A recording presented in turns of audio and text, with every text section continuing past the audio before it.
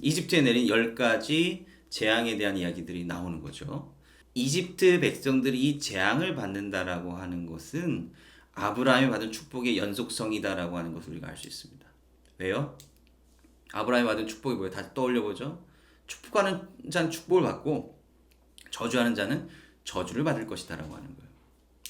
자, 이렇게 생각해 보세요. 인간의 어떤 자유의지, 그 다음에 우리가 창세기 1장부터 봤던 그 어떤 죄의 문제, 이거에 대해서 우리가 계속 봤잖아요. 그죠? 그럼 이 이해의 틀에서 이집트에서 노예 생활했던 것을 우리가 어떻게 이해할 수 있겠어요? 그것은 하나님께서 이 이집트라고 하는 정말로 번성하기 좋고 전쟁이 많이 일어나지 않는 그런 지역의 이스라엘 백성들을 놓은 것은 하나님의 섭리이지만 그 안에서 이집트 백성들이 이스라엘 백성들에게 어떻게 대해주고 그들에게 어떻게 선대하고 혹은 핍박하느냐, 이거는 오로지 이집트 백성들의 자유의지였다라고 하는 것이죠. 그 요셉을 잊어버리고 그들에 관한 이해가 없는 그 후대의 왕들이 이집트를 핍박하고 노예로 삼은 결과 그에 대한 보응이 이집트 백성들에게 이제 임한다라고 하는 것이고, 그것이 출애굽 10가지 재앙으로 나타나고 있다라고 하는 것이죠. 그리고 이제 아까도 제가 말씀드렸지만 이 출애굽 이야기 10가지 재앙의 이야기는요. 이 컨테스트예요. 네. 바로와 모세, 그리고 바로가 부리는 그 마법사들과 마술사들과 그다음에 뭐 모세와 아론, 이것이 이제 컨테스트의 방식으로 이루어지고 있고, 그것이 이제 이스라엘 백성들, 그다음에 이집트 백성들이 보는 상황에서 그것이 이루어진다라고 하는 것이죠. 그래서 이러한 이 대립하는 이 이야기 구도는 하나님께서 이 세상의 왕보다 더 우월하다라고 하는 것을 보여주시고자 하는 것이죠. 출애굽 7장 4절과 5절 말씀을 보면요, 이렇게 돼 있죠. 내가 내 손을 애굽 위에 펴서 이스라엘 자손을 그 땅에서 인도하여 낼 때에야 애굽 사람이 나를 여호와인 줄 알리라 하시매. 이죠. 누가 진정한 이 땅의 통치자인가, 누가 진정으로 강한 왕인가라고 하는 것을 보여주는 이 구도의 형식으로 되어 있다라고 하는 것이고, 우리가 이제 출애굽기 7장 5절에서 봤듯이 하나님께서는 이제 애굽 백성들에게도 하나님의 어떤 능력을 보여주기 위함이다라고 하는 것으로 이 이야기 구도가 이제 짜여져 있습니다. 그리고 제가 3 플러스 3 플러스 3 플러스 1의 이제 이야기 구조로 되어 있다라고 이제 말씀을 드렸는데요. 이 처음에 첫째부터 세 개의 재앙이 한 세트를 이루고요. 네 번째 재앙부터 여섯 번째 재앙이 한 세트, 일곱 번째부터 아홉 번째 재앙이 한 세트로 되어 있습니다. 이렇게 재앙 이야기들이 한 세트씩 구성이 되어 있다라고 하는데, 어떻게 구성이 되어 있냐면 첫 번째, 그다음에 네 번째, 일곱 번째 재앙은 하나님이 먼저 이야기를 하시는 거예요. 그리고 이제 바로 앞에 가서 아침에 이를 행하라라고 이제 이야기 시작을 하고 있습니다. 두 번째, 다섯 번째, 여덟 번째 요 재앙은 바로에게 그냥 가라 이렇게 명령이 되고 있어요. 패턴이 계속 반복된다는 거죠. 그리고 세 번째, 여섯 번째, 아홉 번째는 하나님께서 주시는 경고의 말씀이 없습니다. 네. 그러니까 뭔가 이야기가 템포가 빨라지는 거죠. 탁 하나, 둘, 셋 템포가 빨라지고 또 네 번째 다시 시작했다가 또 템포가 빨라지고, 그러니까 이게 반복이 되면서 이야기가 고조되고, 이게 문학적인 측면에서 보면 이 반복이라고 하는 것은 강조의 의미도 있지만 계속해서 뭔가 그냥 반복되는 게 아니라 점점 크레센도죠. 점점 이 고조되면서 마지막에 가장 큰 재앙, 열 번째 재앙, 장자의 죽음의 재앙을 이제 향하고 있다라고 하는 것입니다. 네. 그러니까 장자의 죽음, 마지막 부분에 나타나는 그 장자의 죽음이라고 하는 것은 뭐냐면, 장자가 죽는다라고 하는 건 뭐예요? 그 나라의 미래가 다 사라져 버린다라고 하는 것을 의미하는 거잖아요, 그죠? 아까 우리가 출애굽기 4장, 아까 모세의 소명 이야기에서 보았듯이 이스라엘 백성들에게 행한 애굽의 그런 핍박으로 인해서 그들이 이제 도리어 이제 하나님의 보응을 받게 될 것이다라고 하는 것이 바로 이 장자의 죽음 이야기에서 아주 극대화된다라고 하는 것이죠. 네. 그러니까 우리가 이제 이스라엘 백성들의 어떤 특별한 지위, 하나님으로부터 받은 어떤 그 축복의 내용이 바로 그 오랜 시간에 걸쳐서 바로 이렇게 이루어지고 있다라고 하는 것을 다시 한번 확인할 수 있다라고 하는 거예요. 그러니까 이 창세기에서 나타난 하나님의 어떤 축복과의 어떤 연관성에서 우리가 이 이야기들을 계속해서 이제 읽어낼 수 있다라고 하는 것이죠. 그 출애굽 전쟁에 관한 부분들인데요. 이 전쟁 이야기에서 굉장히 이제 중요한 부분이 뭐냐면 병거와 하나님의 대결이거든요. 예. 출애굽기 14장에 그다음에 이제 15장에 보면 이 애굽의 병거 군대에 대한 어떤 강력한 이야기가 이제 나오고 있습니다. 근데 이제 흥미로운 부분들을 우리가 좀 하나 보고 넘어가려고 하는데요. 출애굽기 14장 25절을 한번 보세요. 자, 그들의 병거 바퀴를 벗겨서 달리기가 어렵게 하시니, 우리나라 이제 번역상 보면 병거 바퀴가 벗겨져서 달리기가 어려워졌다라고 하는 거예요. 이게 바퀴가 빠졌다라고 하는 사실 의미인데, 바퀴가 빠지면은 갈 수가 없죠. 어쨌든 뭐 말에 질질 끌려갔든지 뭐 어떻게 됐든지 달리기가 어려워졌는데, 근데 애굽 사람들이 생뚱맞게 이런 얘기를 하는 거예요. 이스라엘 앞에서 우리가 도망하자. 여호와가 그들을 위하여 싸워 애굽 사람들을 치는도다. 아니, 병거가 가다 고장 날 수 있죠. 바퀴 빠질 수도 있잖아요. 그런데 갑자기 그 병거 바퀴 빠졌다고 애굽 사람들이 하나님에 대한 두려움을 표한다라고 하는 것이죠. 이거는 어떻게 이해할 수 있을까요? 요거에 대한 힌트는 그 고대 근동의 흥미로운 이제 기록을 통해서 우리가 이제 볼 수 있는 부분들이 있습니다. 그게 뭐냐면요. 자, 요 문서인데요. 요게 엄청 저도 잘 못 알아보겠어요, 솔직히. 저도 잘 못 알아보겠는데 이게 옛날에 그 수기로 다 써가지고 등사하던 그 시절에 출판된 책, 1930년대 쓰여진 책이에요, 무려. 요게 이제 그 고대 근동 문헌들에서 굉장히 특수한 성격들의 문헌을 모아놓은 건데요.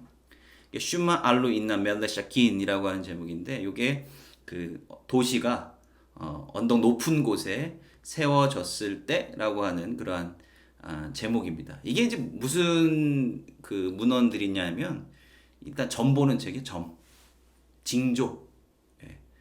그러니까 이제 뭔가 가축이 죽거나 뭐 기형적인 가축이 생겨나거나 이런 것들을 이 사람들은 굉장히 그 신의 뜻이 이제 반영되어 있는 거라고 생각을 했거든요. 그리고 이제 여러분 쐐기 문자 어떻게 생겼는지 아시죠? 쐐기 문자들 막 이렇게 뭐 가시처럼 막 생겼잖아요. 근데 옛날 고대 근동 사람들이 어떻게 점을 쳤냐면 양 같은 거에 내장을 신장을 잘라요. 신장을 반으로 쭉 자르면 거기에 뭐 금 같은 게 막 쳐져 있을 거 아니에요, 그죠?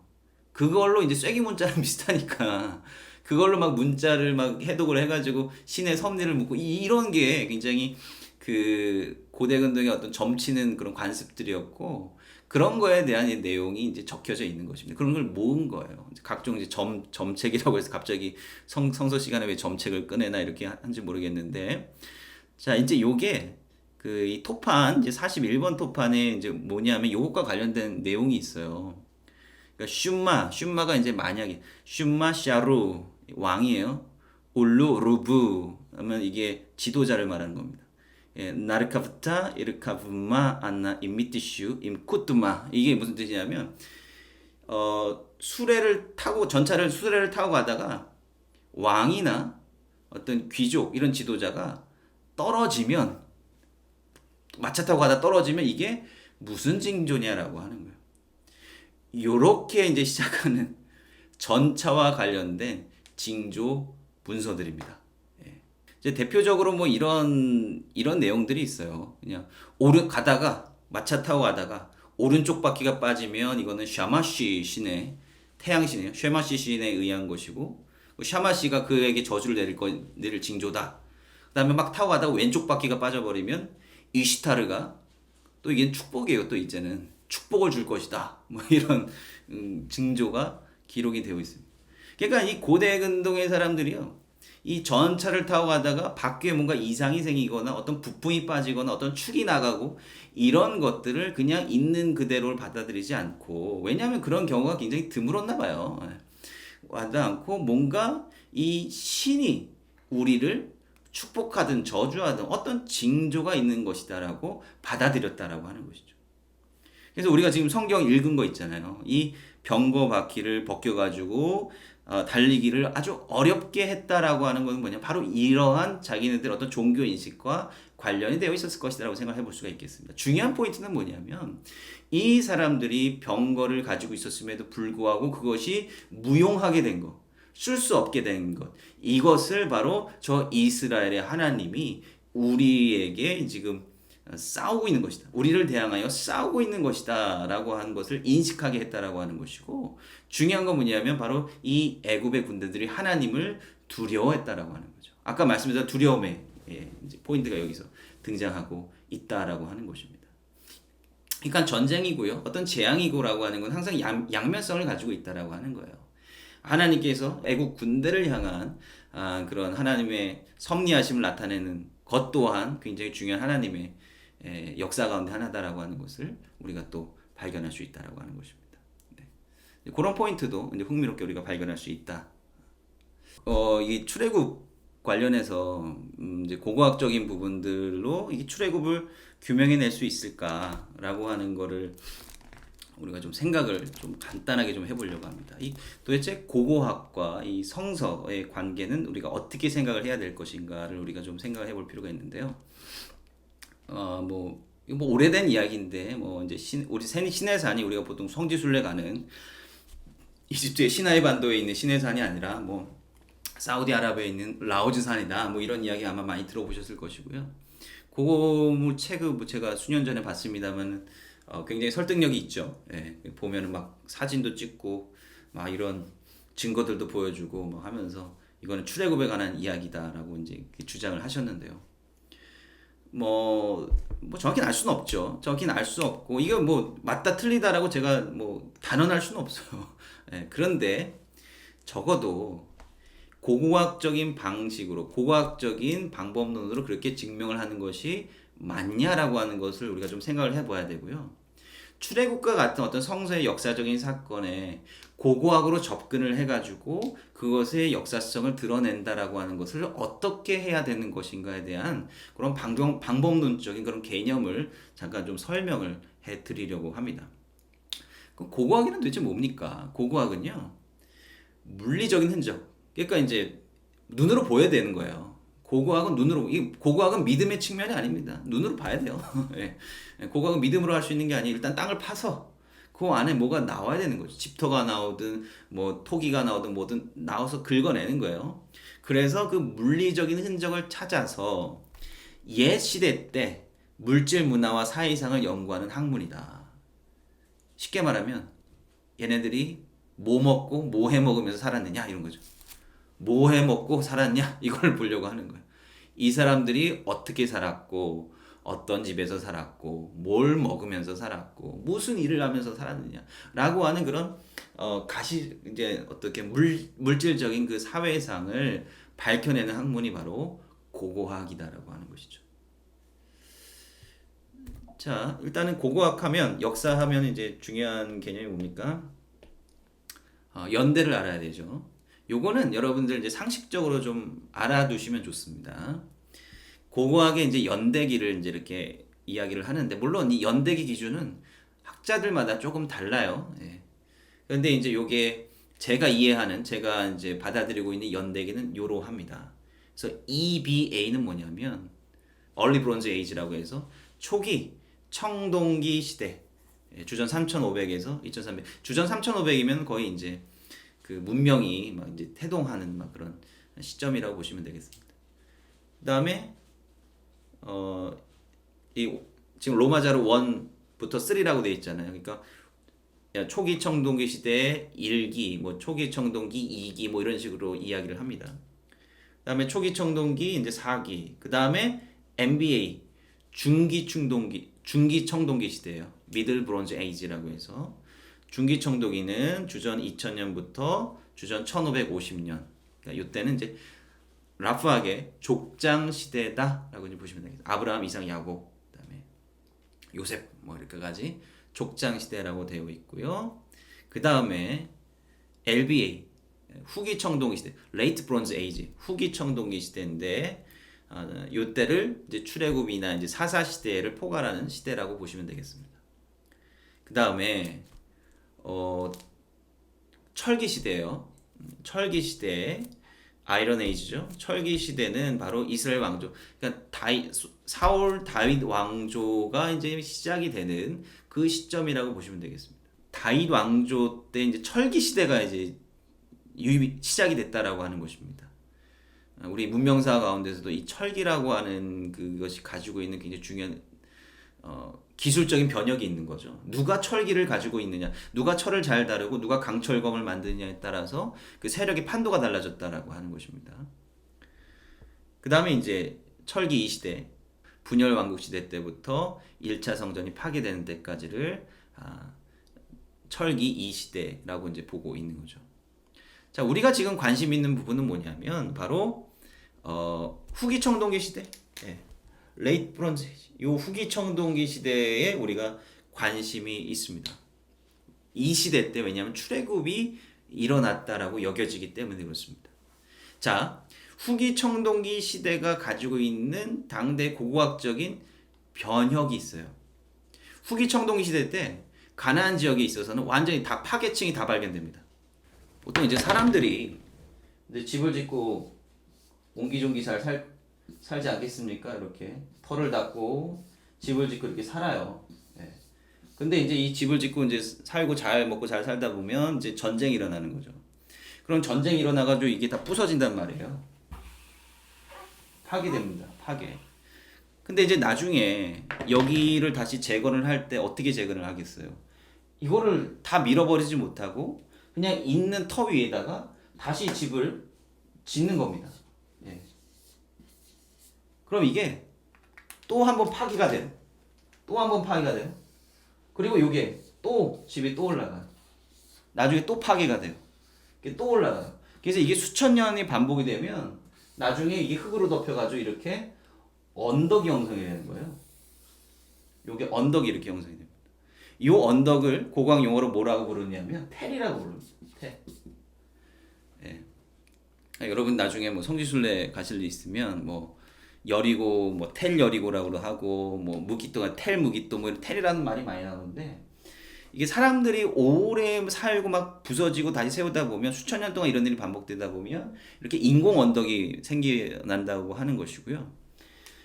그리고 이제 이게 파괴되고 세워지고 파괴되고 세워지고 할 때 즉 이렇게 파괴 지층의 흔적이 나타나게 되는 겁니다. 여기에 뭐 불에 탄 자국도 발견이 되고 끓은 그름들이 수천 년 전인데도 후인데도 그게 발견이 돼요. 그대로 나와요. 그래서 이런 파괴되었던 흔적들이 나타난 층들이 있는데 바로 특이하게도 이 후기 청동기 시대 때 이 파괴층들이 굉장히 많이 발견됐다는 거예요. 가나안 지역에서. 그래서 요게 당대 어떤 사회적인 변화 그리고 그때 뭐가 나타나는 거예요? 이제 이스라엘 백성들이 그 가나안 땅에 정착을 하고 있지 않습니까? 그래서 어떻게 보면 이제 뭉뚱그려서 보면 이스라엘 백성들이 어떻게 보면은 민족 혹은 국가로서 출현하기 시작했던 그 시기와 좀 맞닿아 있는 시기가 바로 요 시기다라고 이제 볼 수가 있겠습니다. 그래서 우리는 큰 관점에서 이때 출애굽 내지는 이스라엘 백성들이 그 가나안 땅에서 좀 정착하고 그 땅에서 뭔가 자기네들의 세력을 만들기 시작했다라고 하는 것을 고고학만으로는 모르죠. 이게 이스라엘 건지 아닌 건지 모르니까 고고학만은 모르는데 성서 기록하고 같이 놓고 보면 이제 그렇게 추정을 해볼 수가 있는 거죠. 근데 중요한 거는 뭐냐면 이 사람들이 이스라엘이 맞냐 틀리냐라고 하는 그런 부분들에 대해서 이제 얘기를 좀 해봐야 된다라고 하는 것입니다. 자, 한번 생각을 해보세요. 제가 뭐 지금 말씀드렸지 고고학이라고 하는 거는 사람들이 오랫동안 살았던 그 흔적을 추적해서 발견해 나가는 학문이거든요. 그런데 유목민들한테 고고학이 있을까요? 몽골 민족 텐트 치고 살잖아요. 아직도 많은 사람들이. 이 사람들한테 고고학이 있을까요? 중동에 있는 베두인들한테 고고학이 있겠습니까? 고고학이 없어요. 적어도 이런 흔적이 발견되려면 돌로 된 집을 짓고 수백 년 동안 살아야 되는 거예요. 수백 년 동안 살아야지 남을까 말까 하는 겁니다. 근데 천막 치고 살았는데 그거 없어져요. 그리고 이스라엘 백성들이 광야에서 40년 동안 헤맸잖아요. 그 사람들이 40년 동안 살아가면서 그 광야 자체에서 그 사람들이 출애굽했던 광야 방랑에 했던 그 흔적을 찾는다라고 하는 것이 고고학적으로는 넌센스다라고 하는 것입니다. 예. 그것만 가지고는 찾을 수가 없어요. 그러니까 이스라엘 백성들이 40년은 고고학적인 측면에서 보면 그게 절대로 긴 시간이 아닙니다. 그거는 거의 찰나의 시간과도 마찬가지예요. 그냥 사라져버리고 그냥 없어져버리는 그런 시간에 불과하다라고 하는 것입니다. 이스라엘 백성들이 40년 동안 광야 생활하면서 그 살았던 흔적을 고고학으로 찾는다. 이거는 적어도 지금의 고고학적인 입장과 지식으로는 굉장히 넌센스다라고 하는 거죠. 그래서 나중에 그 라오즈산이라고 이제 주장하는 그런 사람들의 어떤 책을 보고 그런 증거들을 보면 그게 다 그 시대 게 아니다, 아주 후대의 것이다라고 보통 이야기하고 있지 않습니까?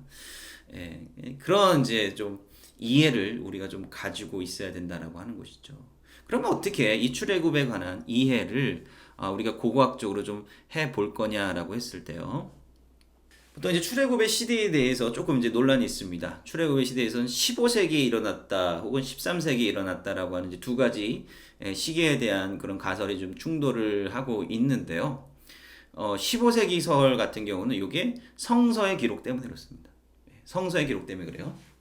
열왕기상 6장 1절에 보면 이렇게 기록이 되어 있습니다. 이스라엘 자손이 애굽 땅에서 나온 지 480년, 솔로몬이 이스라엘 왕이 된 지 4년 10월 곧 둘째 달에 솔로몬이 여호와를 위하여 성전 건축하기 시작하였더라.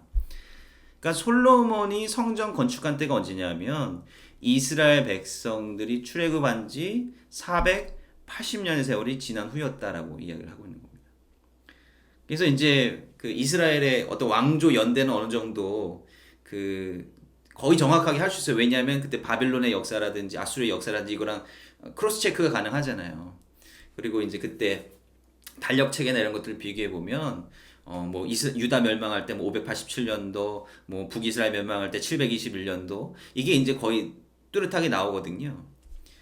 그러니까 이제 그거를 역추적해서 이제 솔로몬의 통치였는데 솔로몬이 성전 건축을 한 때를 이제 966년 정도로 규정을 할 수가 있고 거기다가 플러스 480년이잖아요. 480년 전이니까 이건 기원전 시대니까요. 480년을 더하면 1446년 요게 출애굽 연대다. 15세기 나오잖아요. 그죠?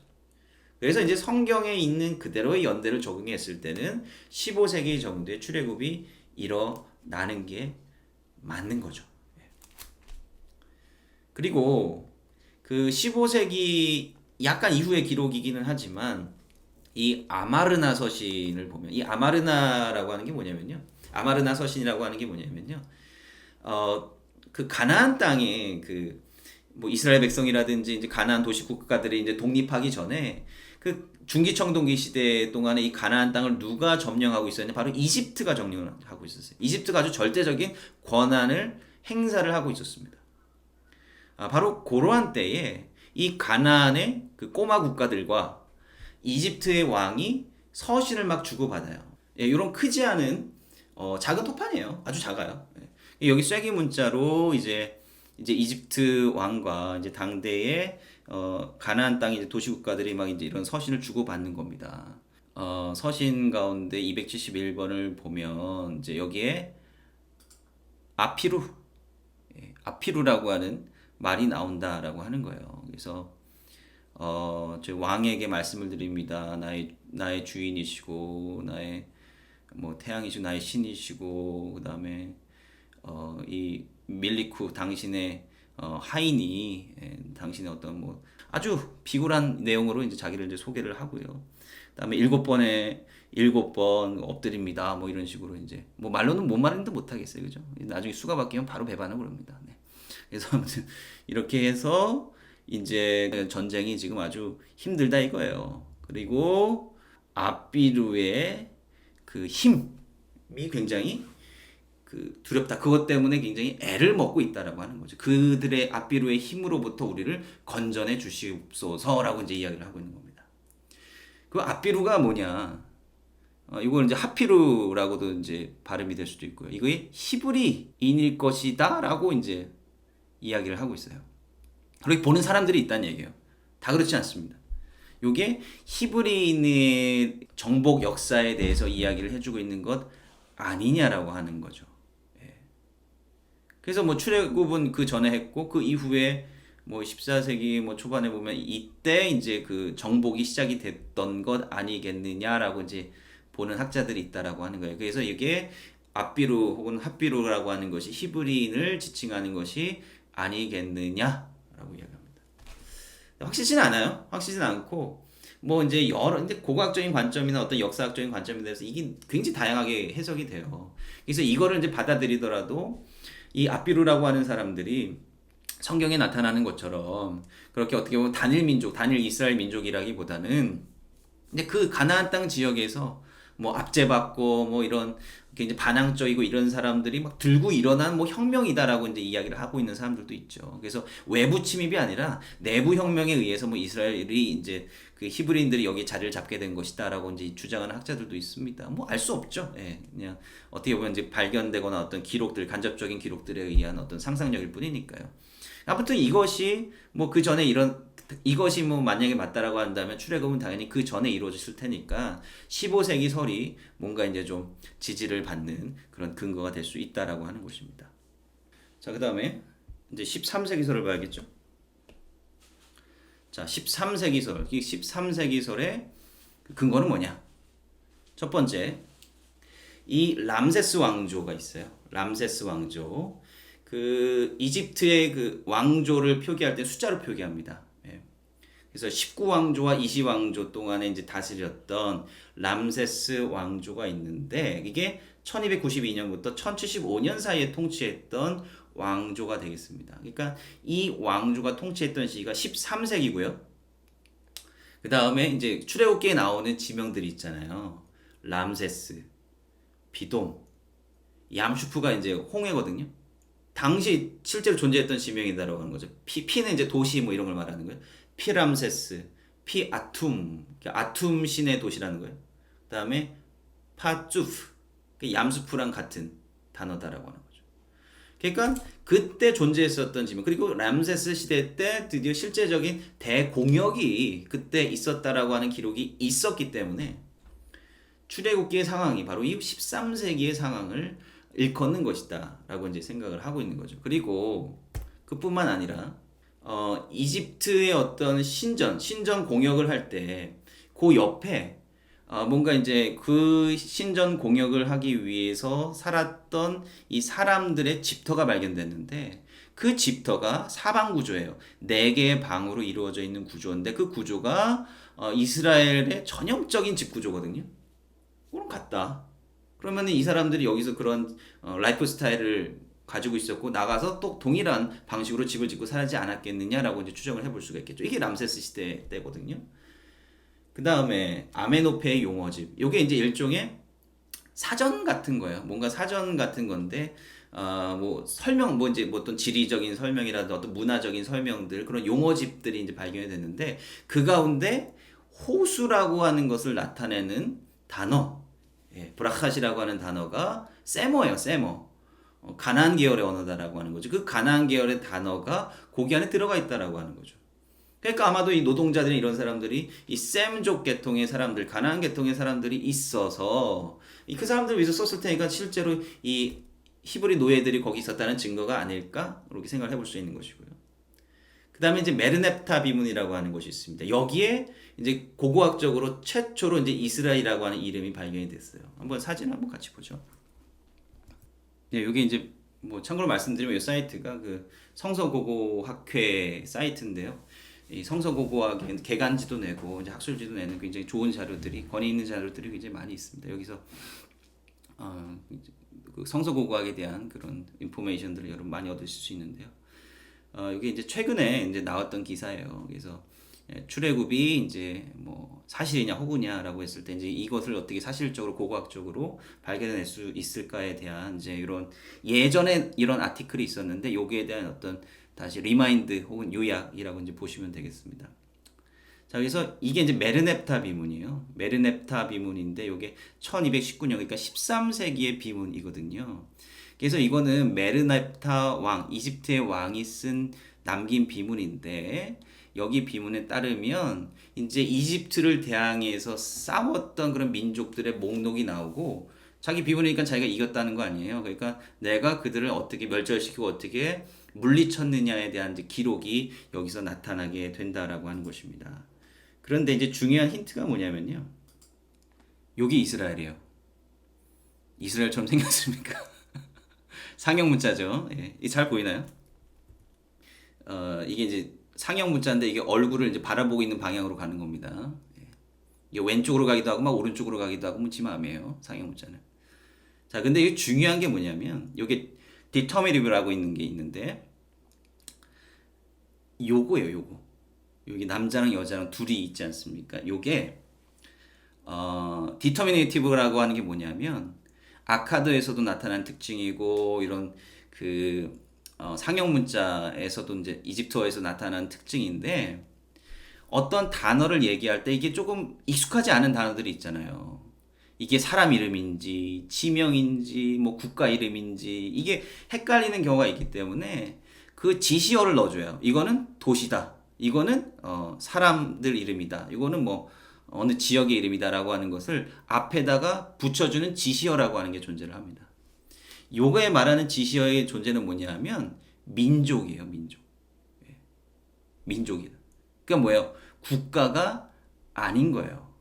그러니까 이 15세기 썰을 따르다면 출애굽이 15세기 썰이라고 한다면 그 이후에 이스라엘은 13세기에 이미 뭐가 돼 있어야 돼요? 나라가 돼 있어야 되거든요. 적어도 어떤 나라의 구조를 가지고 있어야 되거든요. 근데 이건 아직도 민족의 단계에 머물러 있다라고 하는 것이죠. 물론 이제 사사기에 나오는 뭐 그 체제가 온전한 나라냐라고 좀 부르기는 어렵지만 그냥 나름대로 정착해서 뭔가 자기의 영토를 차지하고 있고 그래도 적어도 도시국가들의 체제를 차지하고 있지 않았습니까? 그러나 요거에 따르면 여전히 이스라엘은 어떤 백성들 정도의 민족들 정도의 지위를 가지고 있었을 것이다라고 이제 생각을 해볼 수가 있다라고 하는 것이죠. 그래서 이제 요거를 통해서도 이제 13세기 설이 좀 이제 지지를 받는다라고 이제 생각을 해볼 수가 있다라고 하는 것이죠. 뭐 아까 이제 설명드렸던 거 좀 부가적으로 말씀드리면 요겁니다. 요게 이제 사방 구조예요. 보면은 이제 이집트에서 이제 발견된 이제 그 집터인데요. 지금 방이 하나, 둘, 셋, 네 개. 요렇게 나와 있는 게 이제 사방 구조인데요. 요게 이제 다른 이스라엘 지역에서도 요런 구조가 아주 전형적으로 등장을 합니다. 요런 구조가 나오면 이스라엘 것이다라고 판단을 할 수 있을 정도로 그렇게 흔한 것이 되겠고요. 예, 이제 그러한 흔적들로 우리가 이제 판단을 해볼 수 있다라고 하는 것이죠.